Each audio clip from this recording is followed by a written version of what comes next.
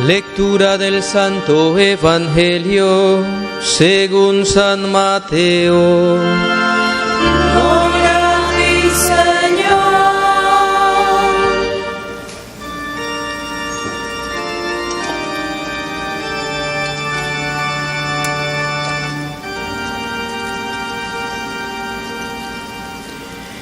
En aquel tiempo comenzó Jesús a anunciar a sus discípulos que tenía que ir a Jerusalén para padecer allí mucho de parte de los ancianos, de los sumos sacerdotes y de los escribas, que tenía que ser condenado a muerte y resucitar al tercer día.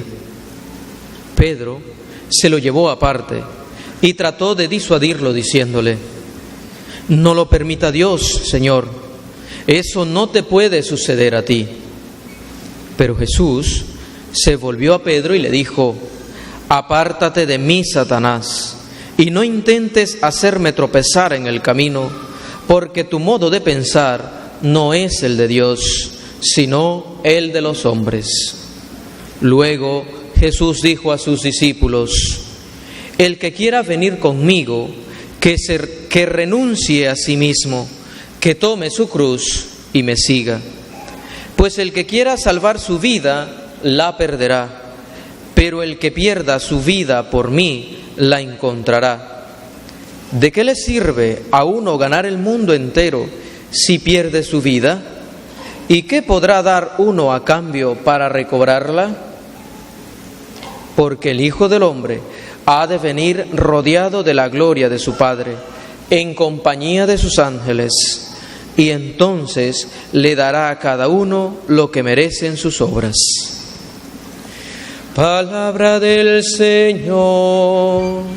Gloria a ti, Señor Jesús. Que este mes para nosotros es un mes, digo yo que privilegiado, porque este mes le damos realce a algo que nosotros escuchamos cada vez que vamos a la Eucaristía. Y seguramente nosotros tenemos en nuestras casas un libro grandote que se llama Biblia. Pues este mes de septiembre es el mes de la Biblia, por eso tenemos la Biblia aquí, hemos intentado colocarla aquí, porque todo el mes de septiembre es para meditar, para pensar, para leer, esto es más importante, para leer, y si ya usted leyó, pues para releer la palabra de Dios. La Biblia es uno de los 3 pilares de nuestra Iglesia Católica. La Iglesia Católica tiene la Santa Biblia, que para un evangélico solamente es la Biblia. Nosotros tenemos la tradición y tenemos también el magisterio. Esos son los 3 pilares de la única fuente. La única fuente de nuestra fe cristiana se llama Jesucristo. Y esa fuente tiene 3 riachuelos, decimos así, de los cuales nosotros vamos tomando. Y una de ellas es la palabra de Dios. Así que, como dice San Jerónimo, quien no conoce la Biblia no conoce a Dios. Así que la invitación es para que en este mes nosotros leamos la Biblia.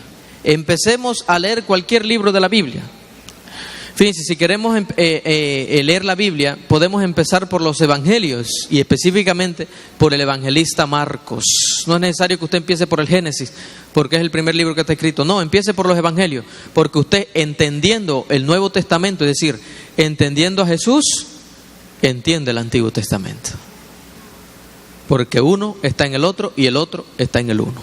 Esto lo dice la Dei Verbum, que eso es magisterio de la Iglesia. ¿Ok? Y segunda cosa que hemos aprendido es que tenemos 3 pilares que todo cristiano debe conocer.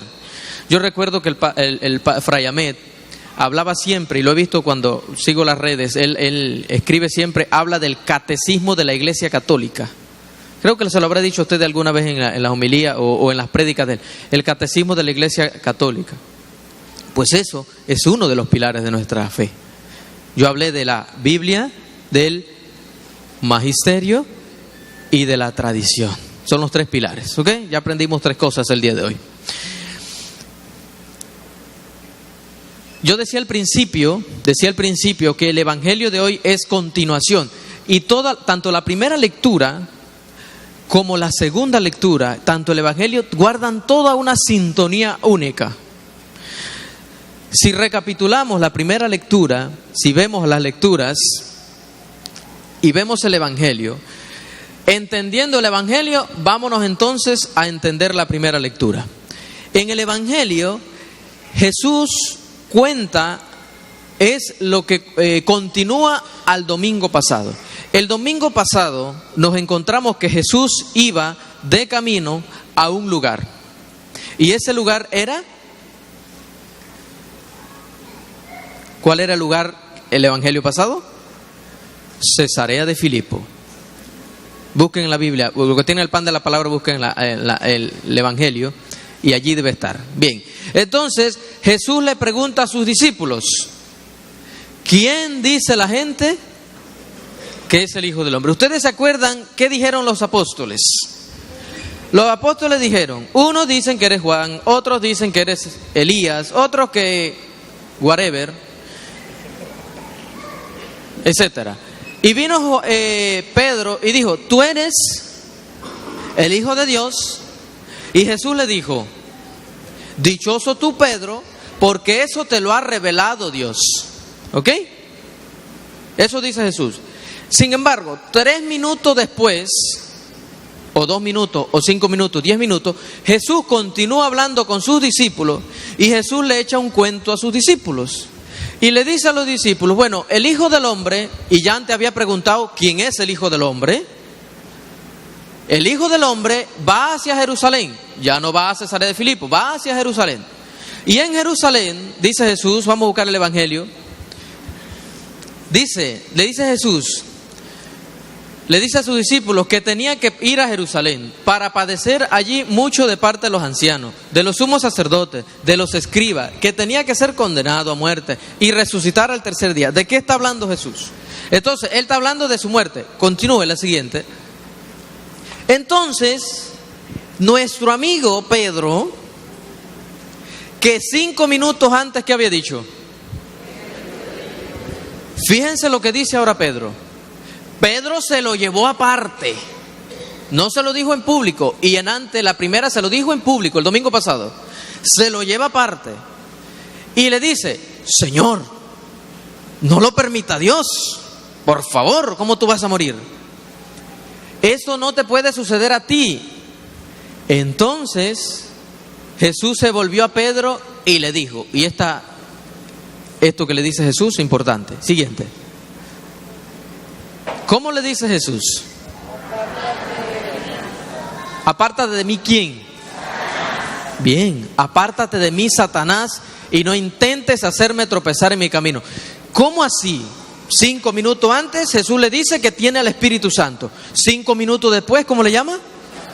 ¿Y cómo es así? Uno tiene al Espíritu Santo y a Satanás a la vez. A ver, los niños, ¿qué dicen? ¿El Espíritu Santo? Bueno, bien, entonces ahí estamos bien. Entonces hay una contradicción, ¿verdad? O no es contradicción o es extraño. ¿Por qué Pedro no quiere que Jesús muera? Porque Pedro todavía está viviendo una media conversión. ¿Y cuál es la media conversión? Cuando Jesús le dice a los discípulos, tengo que ir a Jerusalén y en Jerusalén voy a morir, ¿qué entendían los discípulos como ir a Jerusalén? Los discípulos, al igual que todos los judíos, tenían la esperanza en que viniese el Mesías. ¿Cómo entendían los discípulos el Mesías? Los discípulos se decían, bueno, vamos a Jerusalén. En Jerusalén, lo más probable es de que es Mesías, que es rey, va a tomar posesión del trono. Y nosotros, como estamos cerquita con la papa, ¿cómo decimos cuando estamos uno cerquita del jefe? Esos que somos. ¿Cómo? Con la papa decimos, ¿verdad? Estar en la papa. Muy bien. Como nosotros estamos en la papa allí haciendo eso mismo. Como estamos allí cerquita, algo nos va a tocar de ese reino. Lo más probable. Así que mejor continuemos aquí. Pero de repente Jesús le cambia el discurso y le dice, no, pero es que ese rey que ustedes quieren, ese rey va a morir. Pedro,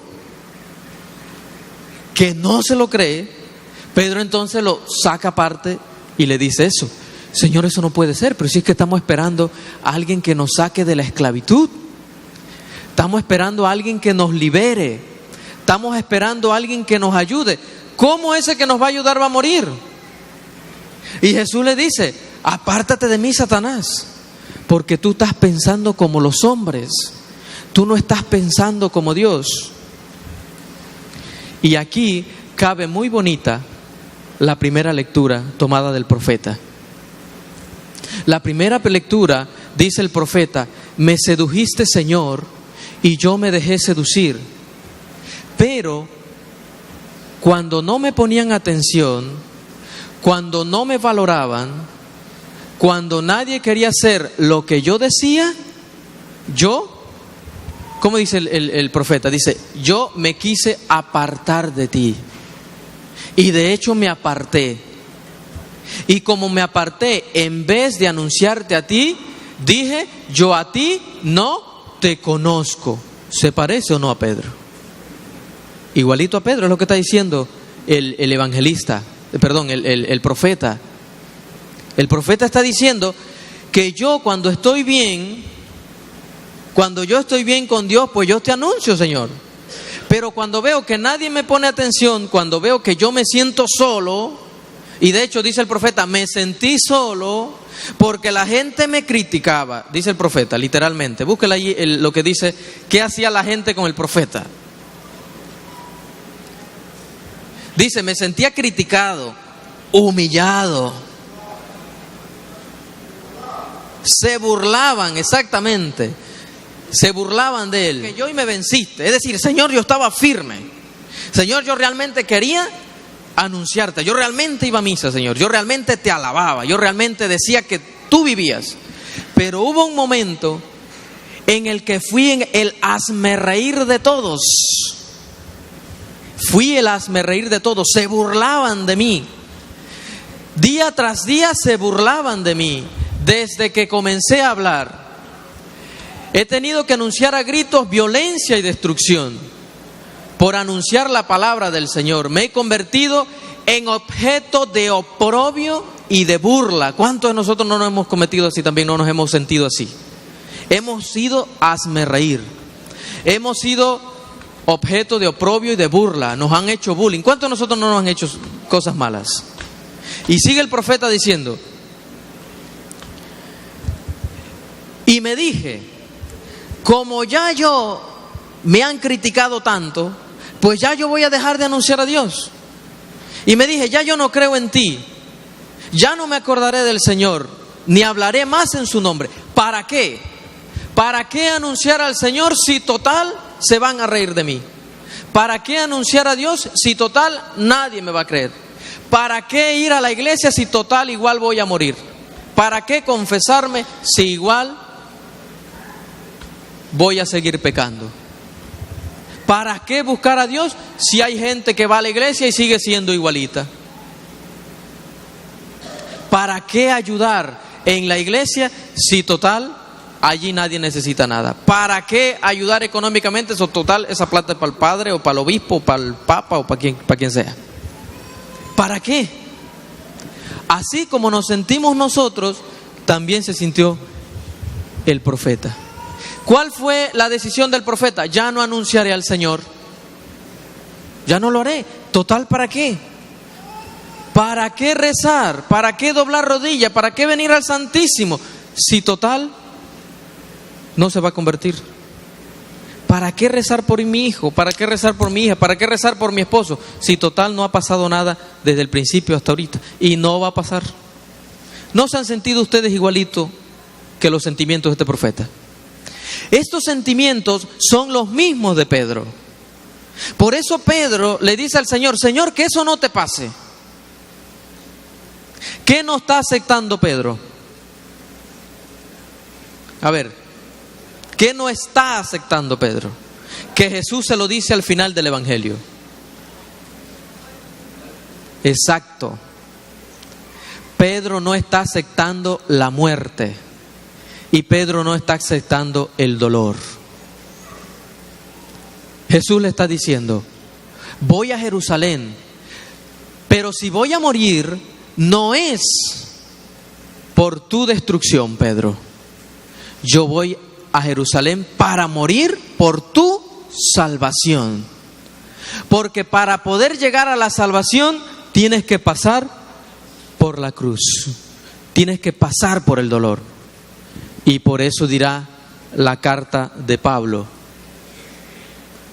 hermanos, les exhorto a que se ofrezcan ustedes mismos como una ofrenda viva, santa y agradable a Dios, porque en esto consiste el verdadero culto, en que nos ofrezcamos como una ofrenda santa a nuestro Dios. ¿Qué significa eso? Que vamos a pasar por lo que dice el profeta, que vamos a ser criticados y vamos a sentirnos como el hazmerreír, y vamos a decir como Pedro, a Jesús le vamos a decir: Señor, yo no quiero pasar por esto.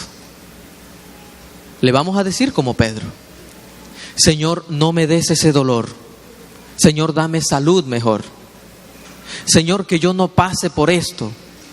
Y lo dice San Pablo, dice: lo importante es que hagamos la voluntad de Dios. ¿Y eso cómo cuesta? Cuesta porque le estamos huyendo a la cruz. Cuenta porque es más fácil irnos al estado en el cual Dios es mi rey, ¿ok? Nosotros normalmente confesamos que Dios es rey. Ayer en el retiro de confirmación que están teniendo los chicos aquí en Montervena, lo de primer nivel, hacían una dinámica de la corona. Ellos todos se colocaban una corona y dice: todos nosotros nos sentimos reyes porque tenemos personas o cosas nuestras, nos sentimos reyes. Pero hay momentos que cuando llegamos a Jesús, nosotros les damos nuestra corona a Jesús. Pero hay veces en que volvemos a tomar esa corona y nos las volvemos a poner. Porque hay veces en que sí alabamos a Jesús, creemos en Jesús, rezamos a Jesús, pero hay veces en que nuestra fe vuelve a flaquear, nos volvemos a poner la corona y Jesús nos dice: apártate de mí, Satanás, porque tú piensas como los hombres. Es decir, tú crees que yo no te puedo ayudar, tú crees que yo no puedo ser tu guía. Sin embargo, es necesario que tú pases por la cruz.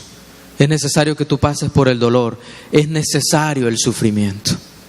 Yo decía la otra vez esto que decía Santa Catalina de Siena. Santa Catalina de Siena decía que lo que mantiene a Jesús en la cruz no son los clavos. No bastarían clavos en el mundo para sostener a Jesús en la cruz. Lo que sostiene a Jesús en la cruz es el amor por usted y por mí.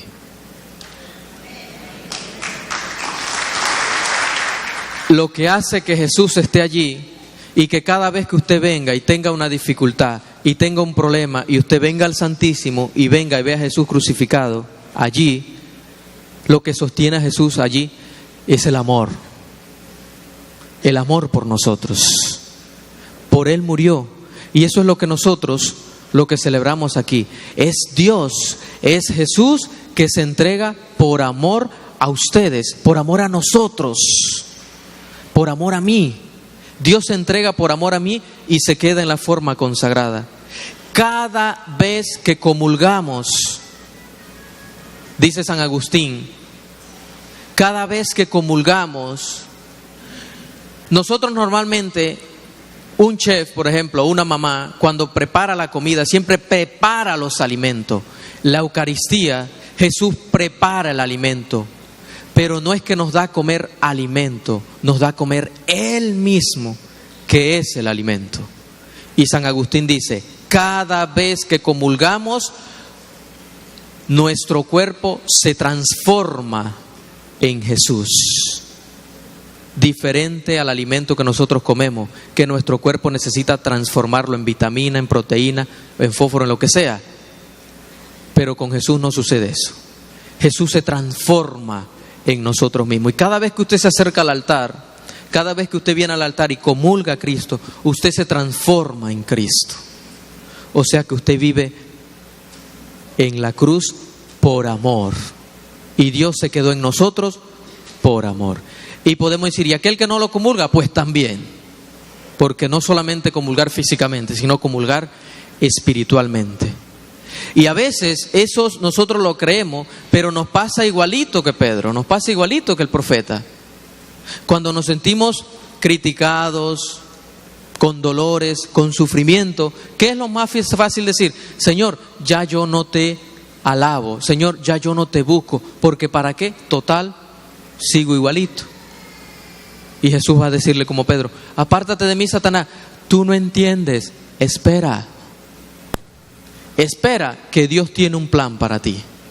Dios tiene un plan de salvación y nos lo mostró en su Hijo Jesucristo. Lo que sucede es que a veces si hay mucho sufrimiento, lo mejor es decir, basta, stop, no, eso yo no lo quiero. Pero Jesús dice, espera, si estás sufriendo, si estás pasando por una dificultad, por un problema, espera, Dios tiene un plan para ti. Y eso es lo que Jesús le dice a Pedro.